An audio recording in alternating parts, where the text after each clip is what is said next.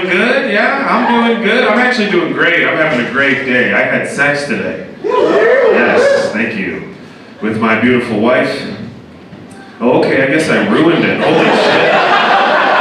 You guys fell off a cliff there. That was astounding. You were excited for a second. You were like, hey, you're getting it in. Wait, she's your emergency contact? Oh, no. That's a sad story now, dude.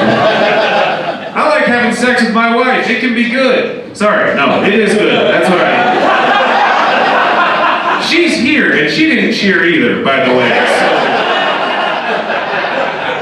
I like having sex with my wife. I never liked hooking up. That would always turn out awkward for me. Like that would never, like I remember the last time I hooked up with a woman before I met my wife. I remember because I went over to this nice woman's house and I didn't bring a condom because I'm not a good guy. And she was like, you need one. And I was like, eh. And she was like, well, I got one around here somewhere. And she started rustling around and she found one and she threw it to me and she said, get to work. And it was a Magnum condom.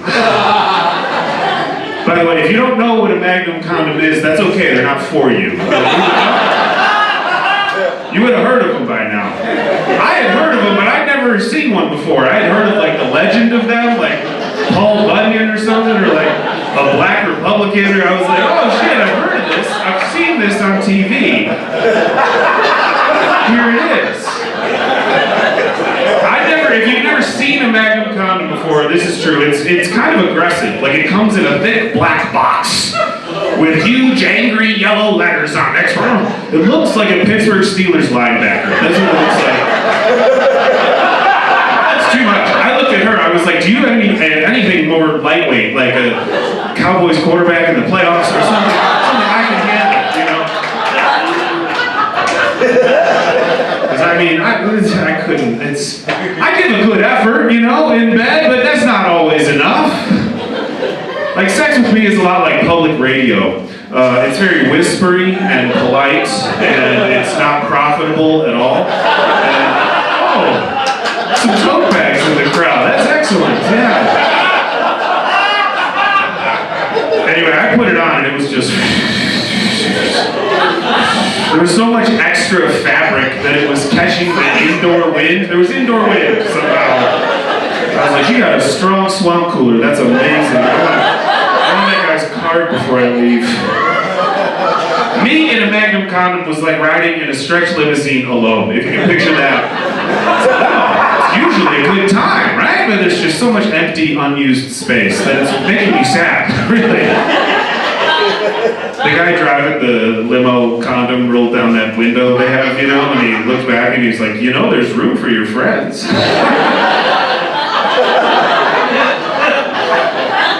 I'm just kidding, I didn't have sex today. Do I seem freshly fucked? That was obviously a lie. I'm on edge. I like my wife's family a lot. I like her family. I would call them a weed family. If you guys are, they're not farmers, I should be clear. They're not like, but that's their vibe, that's their drug of choice. They all smoke weed, and that's kind of who they are. They're very like, you know, curious about the world and compassionate. I like that, they're a weed family. I think I like it because I grew up in a gin and tonic family, which is, you can already probably tell, that's a very different sort of family. Like a weed family is like Finding Nemo, yeah? And a gin and tonic family is Jaws, that's the difference. Different alcohols do different things. I think we all know that, you know? Like when you drink tequila, that's when you want to fucking party, and then cry afterwards. That's tequila, yeah? Whiskey is when you want to be like contemplative, like, ooh, yeah, I should call my father, and then cry afterwards. That's what whiskey's for. Red wine is when you just want to cry, skip to the crying, yeah? And gin is when you want to make somebody else cry. That's what gin is for. And when you order a gin and tonic, what you're broadcasting to the world is, I would like to be drinking straight gin. That's what I would like. But every time I do that, you guys end up calling the police or whatever. So I guess put a little tonic in there for you. The tonic is for you. I want to taste the gin and your fear in my cocktail. That's what I want. I did this joke the other night, and a guy came up to me after the show, and he was like, brother, it could be worse. I grew up in a Long Island iced tea family. Dude, I don't even think that was a family. I don't know what that was.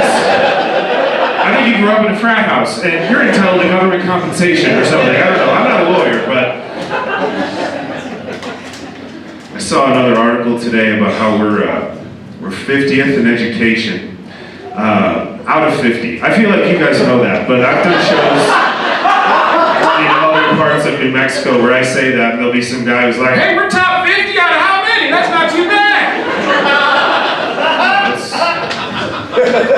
I know we're supposed to care about that, you know, we gotta fix our schools, and, you know, I gotta be honest, I don't give a shit. I don't, and you know, you might disagree with me, but I don't care. I happen to believe that just because you're not good at school does not mean that you're dumb, right?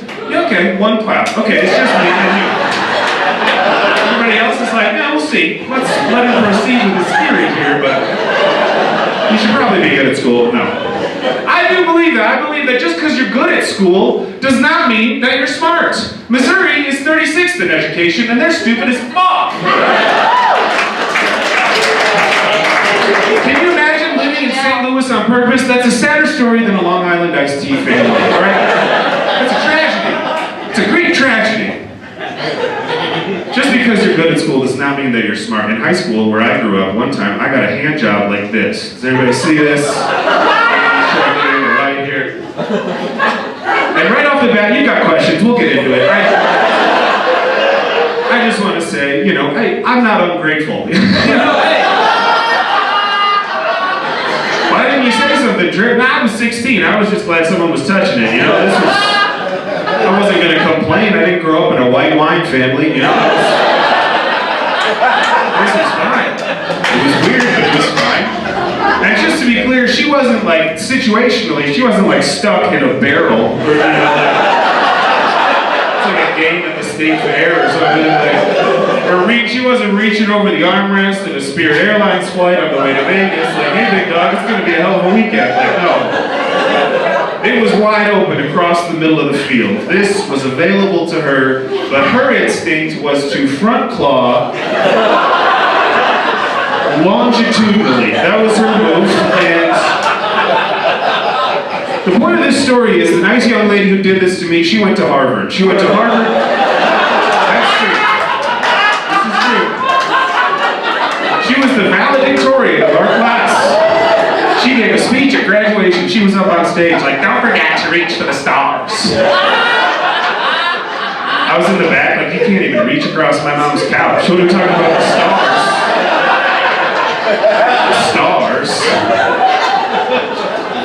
The point of the story is there's more important things in education, all right? Because we might be 50th in school, but no New Mexican woman has ever treated my kid like this. Number one and more important things.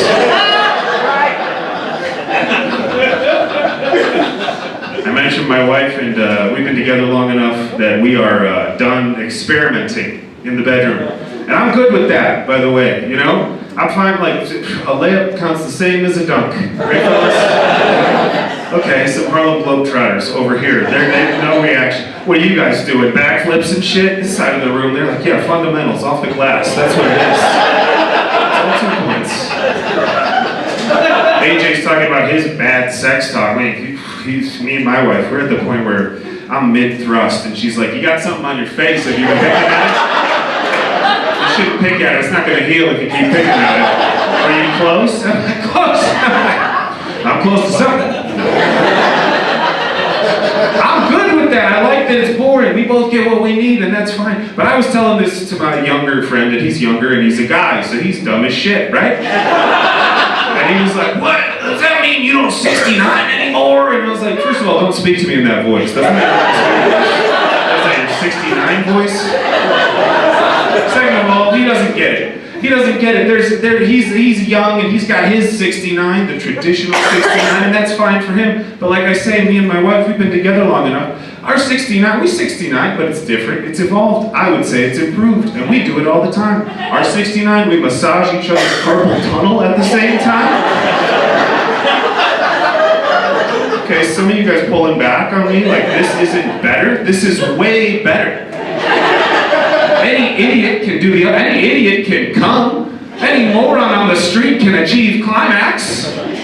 It takes an artist and a humanitarian to to relieve nerve pain while you're rewatching The Sopranos on a Tuesday. It's a subtle show. You have to stay locked in. You're like, oh, Carmela's gonna be pissed about this one. Oh wait, that's the spot right there. That's where I'm at in my life, sexually. I don't want a freak in the bedroom. I want a physical therapist in network. That's what I want.